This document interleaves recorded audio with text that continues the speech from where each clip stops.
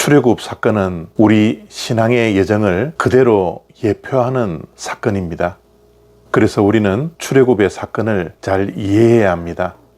출애굽하기 전 이스라엘 백성들은 애굽의 노예 생활을 했습니다.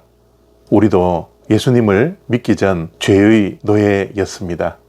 그래서 하나님의 은혜로 이스라엘 백성들이 출애굽을 하게 되었는데, 그 출애굽은 우리가 예수 그리스도를 믿음으로 죄로부터 탈출하게 된 것이죠.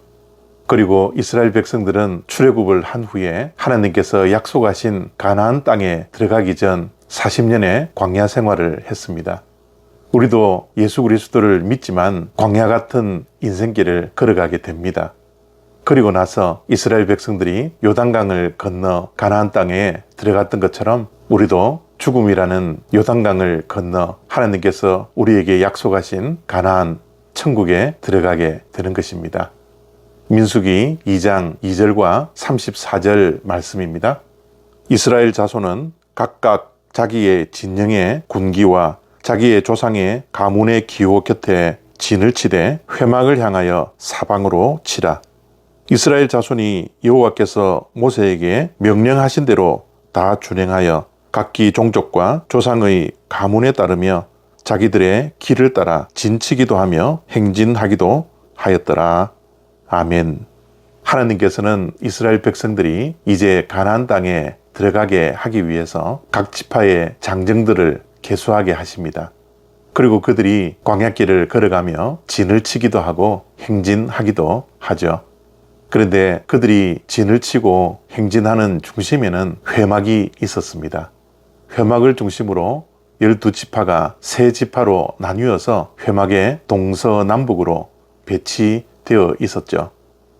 그들이 광야에 진칠 때도 광야길을 행진할 때도 늘 그들의 중심에는 회막이 있었습니다. 모든 광야의 삶의 중심에는 회막이 자리 잡고 있었던 것이죠. 하나님은 오합지졸과 같은 출애굽한 이스라엘 백성들을 우왕좌왕하지 않도록 질서 있게 그들이 광야에 머물기도 하고 진행하게 했던 것입니다. 그들의 삶의 중심이었던 회막은 장막이라고도 하고 성막이라고도 합니다. 회막은 하나님과 이스라엘 백성들과의 만남의 장소였습니다.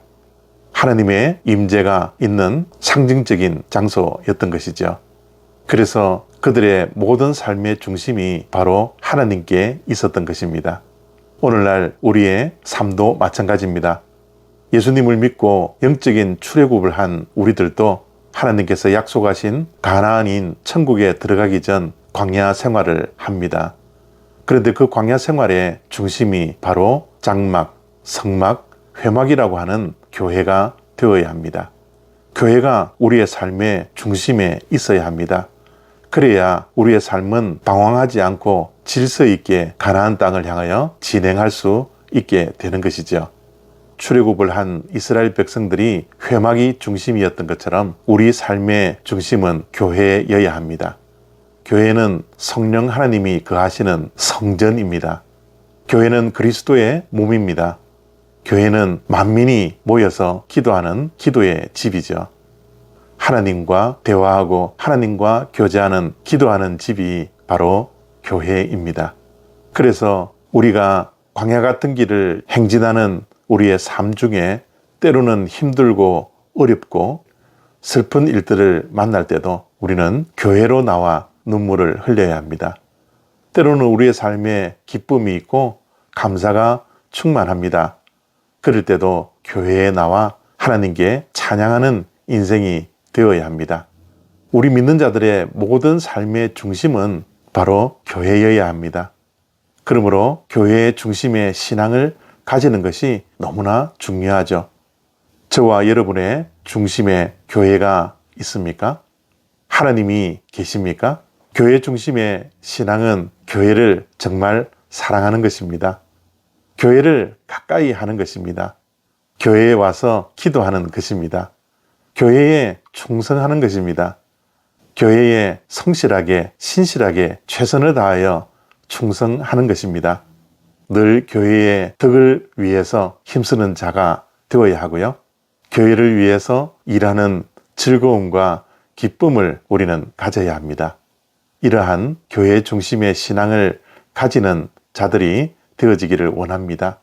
우리 모두가 요단강을 건너 천국에 들어갈 때까지 광야 같은 인생길에 늘 교회가 중심이 되는 교회 중심의 신앙을 가지는 은혜가 저와 여러분들에게 있기를 원합니다. 감사합니다.